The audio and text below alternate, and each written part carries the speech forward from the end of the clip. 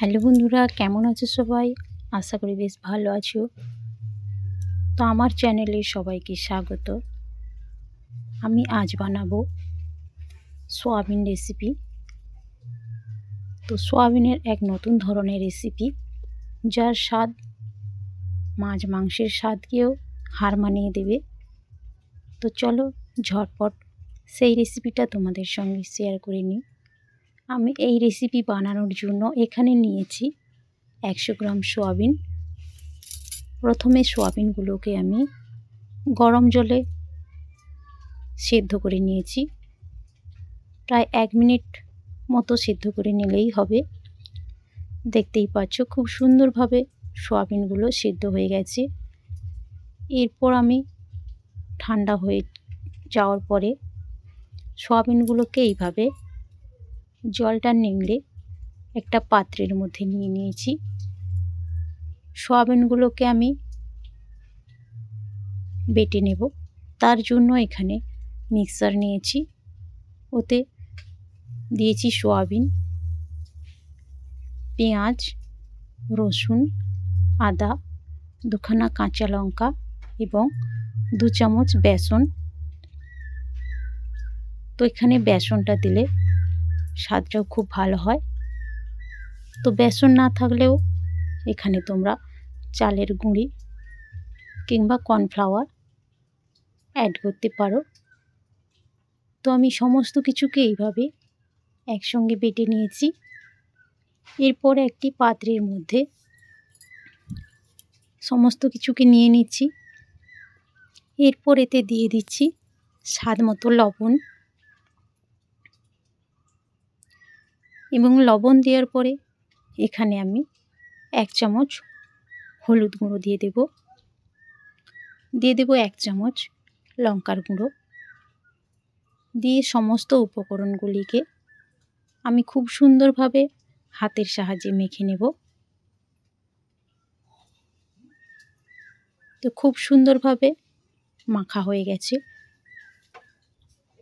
এরপর এখান থেকে আমি অল্প অল্প করে নিয়ে এভাবে হাতের সাহায্যে প্রথমে আমি গোল করব, তারপরে এইভাবে লম্বা সাইজ করে নেব। দেখতেই পাচ্ছ কতটা সুন্দর লাগছে দেখতে। তো আমি সমস্ত ব্যাটারটাকে এইভাবে রেডি করে নেব। সমস্তগুলো এখানে আমার রেডি হয়ে গেছে। এরপর আমি রান্না করার জন্য মশলা বেটে নেব। তার জন্য নিয়েছি রসুন, আদা, পেঁয়াজ,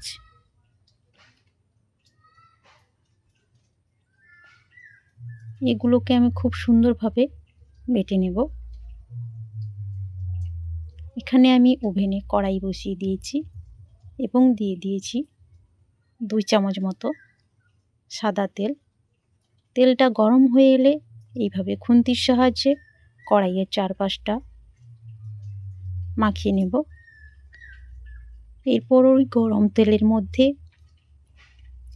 রেডি করে রাখা সোয়াবিনগুলো খুব ধীরে ধীরে ভেজে নেব। তো এটাকে একটু হাতে সময় নিয়ে ভাজতে হবে, তাড়াহুড়ো করার দরকার নেই। তাহলে সময় নিয়ে ভাজলে দুপাশ থেকে যেমনি খুব সুন্দরভাবে ভাজা হবে এবং ভেতরটাও খুব সুন্দরভাবে ভাজা হয়ে যাবে।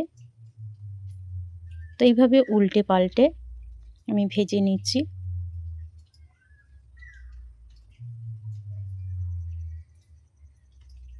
তো আমি সমস্তগুলোকে একসঙ্গে দিলাম না, অল্প অল্প করে ভেজে নেব। তো চারপাশ থেকে এইভাবে গোল্ডেন কালার হয়ে এলে তবেই আমি নামিয়ে নিচ্ছি। তো পুনরায় আবারও একইভাবে আমি সোয়াবিনগুলোকে খুব সুন্দরভাবে উল্টে পাল্টে ভেজে নেব। খুব সুন্দরভাবে কড়া থেকে উঠে আসছে, কোনো রকম লেগে যাচ্ছে না। এগুলোকে তোমরা চাইলে এমনিও খেতে পারো। তো এরপর আমি নিয়ে নিয়েছি কয়েক টুকরো আলু। তো আলুগুলোকে লবণ এবং হলুদ দিয়ে তেলের মধ্যে লাল লাল করে ভেজে নেব। তো আলুগুলো আমার ভাজা হয়ে গেছে। তোমরা চাইলে আলু নাও দিতে পারো, তো আমি এই রেসিপিটায় আলু দিচ্ছি। তো আলুগুলোকে আমি একটি পাত্রের মধ্যে তুলে নেব।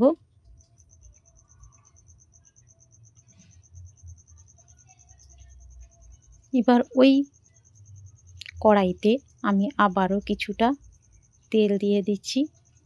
ওই গরম তেলের উপরে দিয়ে দিচ্ছি প্রথমে পেঁয়াজ কুচি। পেঁয়াজ কুচিগুলো লাল লাল করে ভাজা হয়ে এলে ওর উপরে দিয়ে দেব কেটে রাখা টমেটো।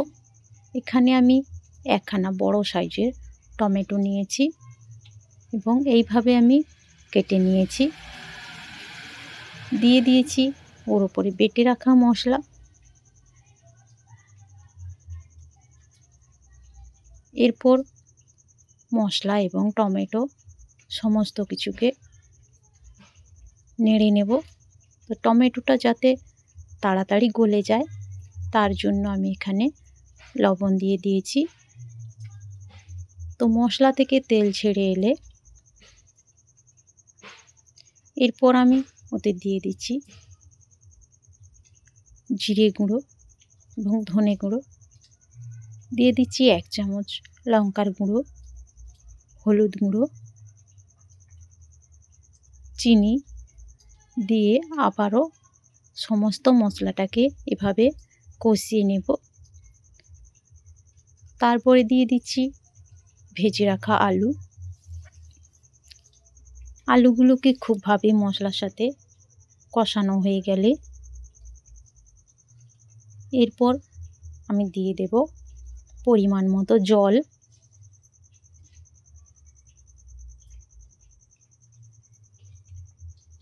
তো এভাবে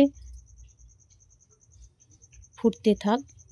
প্রায় 1 মিনিট পরে যখন আলুগুলো সেদ্ধ হয়ে আসবে ওর উপরে আমি ভেজে রাখা সয়াবিনগুলো দিয়ে দেব।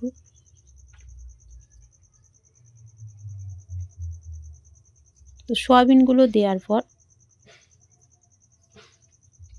প্রায় 30 সেকেন্ড আরও এভাবে ঝোলটাকে ফুটিয়ে নেব।